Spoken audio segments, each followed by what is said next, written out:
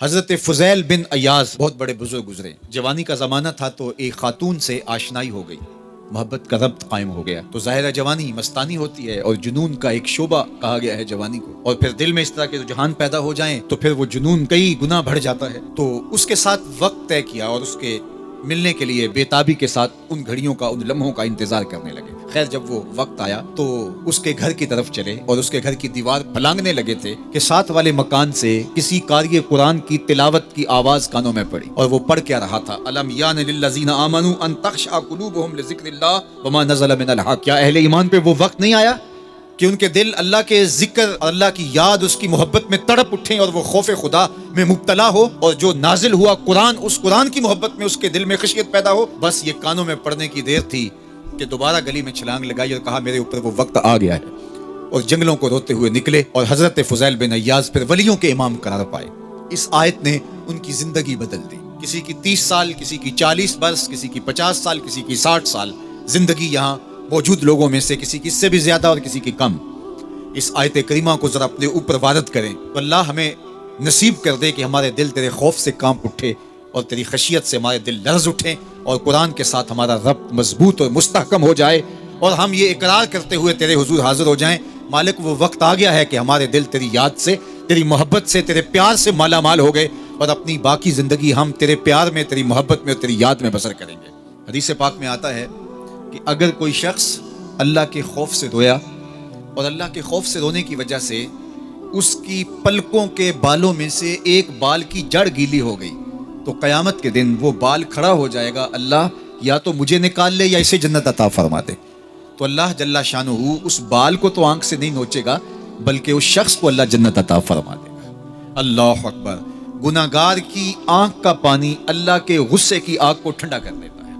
اس لیے ہمیں رونے کا کہا گیا, فَلْيَضْحَكُوا قَلِيلًا وَلْيَبْكُوا كَثِيرًا. اللہ اکبر. ارشاد فرمایا کہ تھوڑا ہنسا کرو, زیادہ رویا کرو. صحابہ کو ہنستے ہوئے دیکھا تو آقا کریم علیہ السلام نے فرمایا کہ تمہارے تک اللہ کی امان نہیں پہنچی اور تم ہنس رہے ہو. عرض کی حضور اس کا کفارہ؟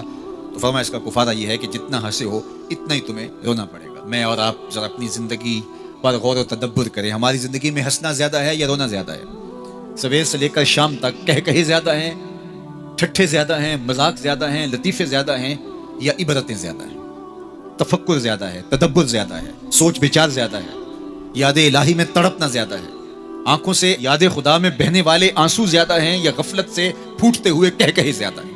مجھے اور آپ کو اپنی زندگی کا ضرور محاسبہ کرنا چاہیے. ٹھٹھوں سے, مذاق سے ہماری مجلسیں بھرپور ہوتی ہیں. ہم دن میں جتنا ہنستے ہیں کیا اس کا 10واں حصہ بھی ہم تنہائی میں بیٹھ کے اللہ کی یاد میں روتے ہیں؟ اگر ایسا ہے تو مبارک ہو, اور اگر ایسا نہیں ہے تو اللہ سے آنسو مانگو, اللہ سے درد مانگو, اس کی یاد میں رونا مانگو, اس کے ذکر میں تڑپنا مانگو, اس کی محبت میں بے تابیاں مانگو, آنسو مانگو, سسکیاں مانگو. تڑپنے پھڑکنے کی توفیق دے, دل مرتضیٰ سوز صدیق دے.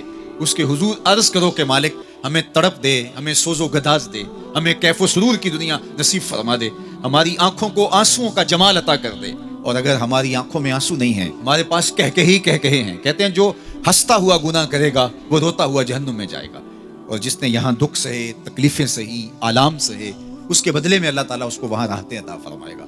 فرمایا کہ مومن کے پاؤں میں کانٹا بھی چبھے تو اللہ جل شانہ اس کا صلہ بھی اس کو قیامت کے دن عطا فرمائے گا.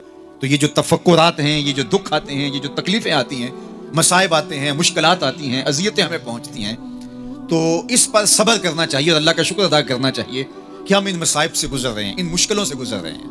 اور اگر کسی شخص کی زندگی میں دکھ ہے ہی نہیں, سکھ ہی سکھ ہیں, تو پھر وہ سمجھے کہ وہ فتنے میں مبتلا ہے.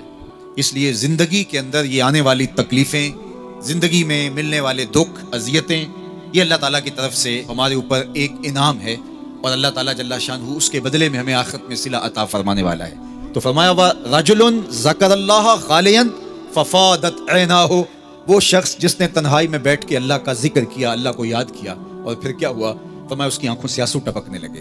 تو میرے اور آپ کے آقا و مولا نے فرمایا قیامت کے دن جب کوئی سایہ نہیں ہوگا, یاد الہی میں رونے والے کو اللہ اپنے عرش کا ٹھنڈا سایہ عطا فرما دے گا. تو یہ رونا بہت بڑی دولت ہے, یہ بہت بڑی سعادت ہے.